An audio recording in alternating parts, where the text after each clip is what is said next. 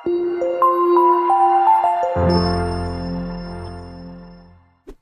वालेकुम, सत श्री अकाल, नमस्ते, आदाब। तो कैसे मेरे भाइयों, अब इस वीडियो में बात करेंगे सऊदी अरब जो इंडिया से आ रहे हैं और सऊदी अरब की लेटेस्ट अपडेट के बारे में। तो आज की वीडियो में सबसे पहले आपको शेयर कर दूं, बहुत ही बोलते हैं ना, मैंने क्या कहा था, शुरू से ही बोला है कि भाई नेपाल से आ रहे हो, शायद रास्ते में आप फंस जाओगे। तो पहले आपको खबर में शेयर कर देता हूँ। तो आपको मैं स्क्रीनशॉट शेयर कर रहा हूँ। Indian embassy in Nepal, Nepal में जो अपने इंडियन एम्बेसी, उन्होंने सर्कुलर जारी करके बताया है कि 28 अप्रैल से जो भी इंडियंस यहाँ नेपाल में आते हैं वो आना अब अवॉइड करें, अब नहीं आए। नेपाल होकर के आप तीसरे कंट्री में जाना चाहते हैं, जैसे आपको पता है कि सऊदी अरब आने के लिए लोग वाया नेपाल होकर के आ रहे थे, बीच में एनओसी का भी काम खत्म कर दिया इन्होंने, बिना एनओसी के आप आ सकते हो।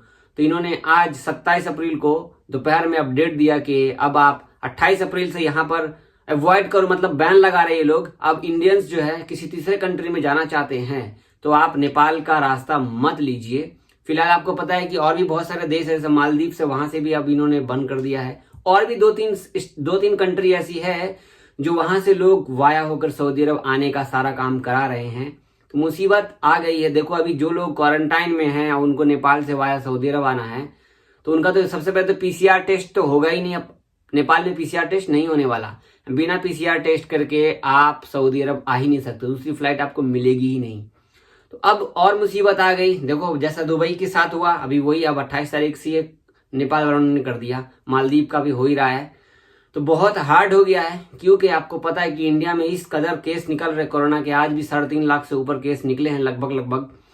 तो आप समझ सकते हो, ये एक बुरी खबर है। नेपाल से जो आ रहे थे भाई, अब उनका भी बहुत, देखो किसी का 5 दिन बचा होगा, किसी का 2 दिन बचा होगा क्वारंटाइन रह करके, वहां से पीसीआर लेकर के सऊदी अरब के लिए फ्लाइट लेना रहा होगा। तो ये बहुत सारे लोग आप देखो फिर फंसने वाले, ऐसे दुबई की तरह। कितने सारे लोग अभी नेपाल में इंतजार कर रहे हैं कि क्वारंटाइन पूरा होगा, जैसे दुबई में इंतजार कर रहे थे आप लोग, उसी तरीके से अब वो लोग भी वहां पर फंसने वाले हैं। या तो अब वो वापस आएंगे इंडिया, फिर अब दूसरे देश से जाने का सोचेंगे।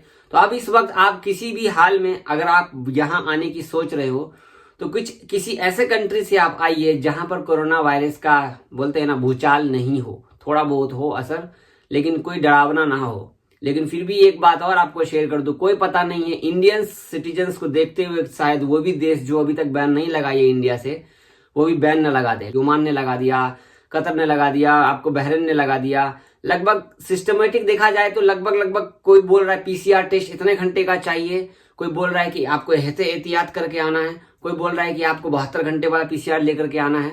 तो भाई आपको पता है कि इस टाइम पे कितनी मुसीबत है अपने इंडिया में, तो पीसीआर टेस्ट भी जल्दी नहीं रिपोर्ट आ रहा है, क्योंकि इतनी जनसंख्या बढ़ गई है, सबको कोरोना निकलने लग गया है, सबको कोरोना टेस्ट चाहिए। तो अब जो बाहर आ रहे हो सऊदी अरब, इस वक्त आपको बहुत ही मुसीबत आने वाली है। मैं इसीलिए नहीं बताता, पहले भी नहीं बता रहा था कि भाई नेपाल होकर क्या, नेपाल होकर क्या, मैं नहीं बोल रहा था, क्योंकि कोई पता नहीं है, यहाँ का कोई ठिकाना नहीं है। इन लोग अपने देख रहे, अपने हालात अपने इंडिया की जिस तरीके से हो चुकी है, उस हिसाब से ये लोग बैन लगा रहे हैं।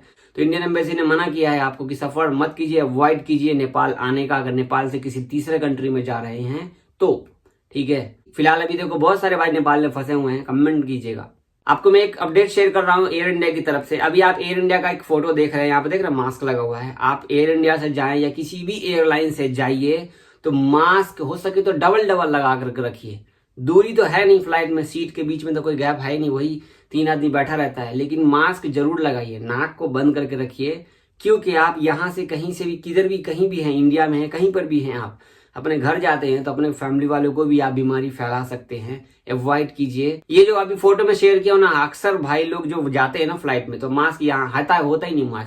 मास्क नहीं रहेगा तो आपको फाइन भी लगाया जाएगा, हो सकेगा तो आपको ट्रैवल बैन भी किया जाएगा, और फाइन आपको लगाया जाएगा, क्योंकि ये हाई कोर्ट का, अपने इंडिया की गवर्नमेंट का, सेंट्रल गवर्नमेंट का ऐलान किया गया है। मैं इसलिए बता रहा हूँ वीडियो में, क्योंकि ये बताना जरूरी है। जिस तरीके से लोग यहाँ से जाते हैं, कल भी मैंने बहुत सारे वीडियोज देखे, उसमें लोग जो है टिकटॉक पे डालते हैं वीडियो, मास्क है ही नहीं फ्लाइट में, सब ऐसे वीडियो बना रहे हैं। तो ध्यान से ये, इस बात का ध्यान रखिएगा, ठीक है। अब आपको शेयर करता हूँ सऊदी अरब की कोरोना की अपडेट। तो आपके सामने, तो आज 27 अप्रैल और आज 1045 केस निकले हैं, 983 ठीक हुए हैं, बहुत बढ़िया। 9 इंतकाल किए हैं। रियाद में 419 केस निकले हैं, मक्का में 221 केस निकले हैं, ईस्टर्न में 155, असीर में 50, मदीना में 37, जजान में 32, तबूक में 32, अलकसीम में 28, हाइल में 22, नजरान में 15, नॉर्दर्न बॉर्डर में 12, अलबाहा में 12, अलजौब में 10। तो टोटल एक्टिव केस सऊदी अरब में 9710 बचे हैं।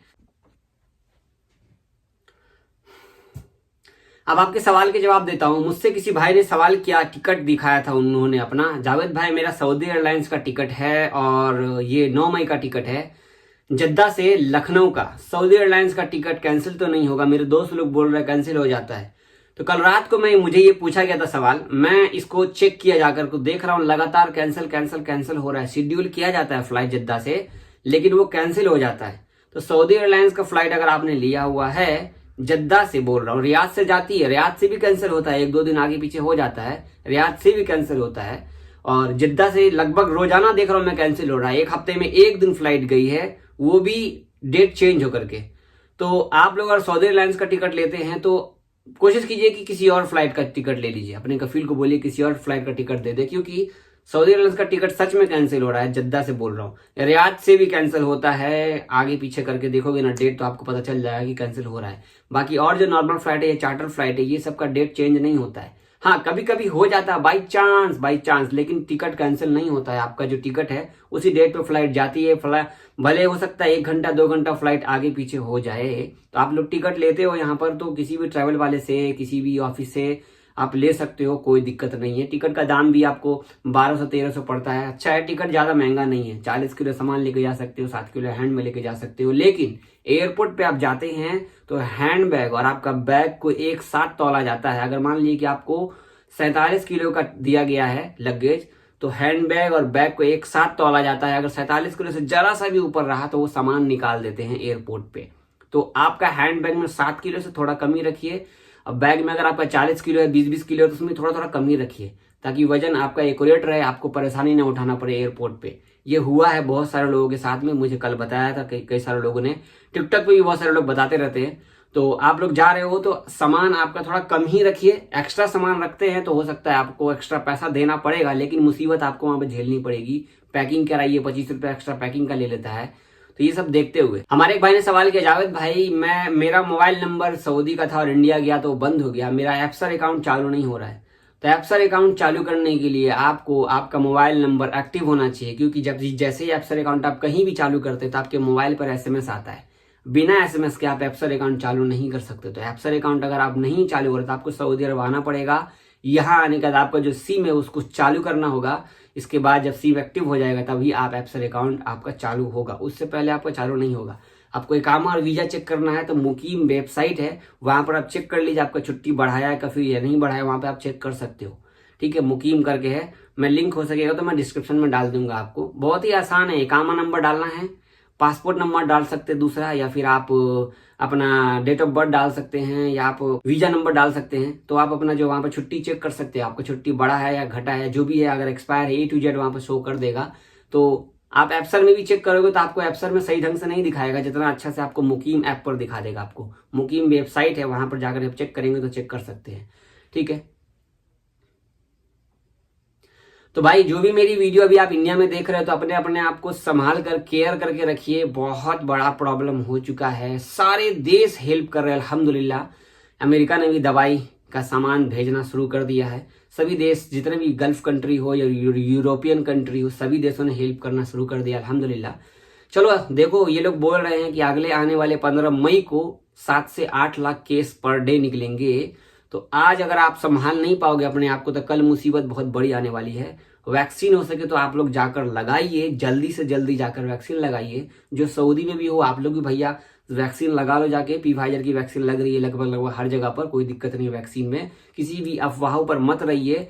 कोई भी शिखर गुटखा पान चाय कोई पीता है ना तो ये नहीं बोलेगा कि ये सेहत के लिए हानिकारक है, लेकिन जहाँ वैक्सीन का नाम मदद कर रहे हैं, इससे ये हो जाएगा, इससे वो हो जाएगा। यहाँ पर भी सभी लोगों ने लगाया है, देखो अपने इंडिया में भी लोग लगा रहे हैं। किसी को कोई बीमारी होती तो उस वजह से कोई इंतकाल करता है, वरना ऐसा कुछ भी नहीं है। ठीक है, वैक्सीन लगाने से ये है कि आप जो कम से कम 100% आपको कोई बड़ा प्रॉब्लम नहीं होगा। छोटा मोटा होता है, बड़ा नहीं होगा। ठीक है, बहुत शुक्रिया। अगर आप हमारे चैनल पे पहली बार आए तो हमारे चैनल को सब्सक्राइब कर लीजिए। वीडियो अच्छी लगी हो तो लाइक कर देना, वीडियो में कुछ पूछना तो कमेंट कर देना। अगर आप फेसबुक पे देख रहे हो तो फॉलो कर लेना यार, वीडियो शेयर कर देना। ठीक है दोस्तों को दुआ में याद रखना। अल्लाह हाफिज।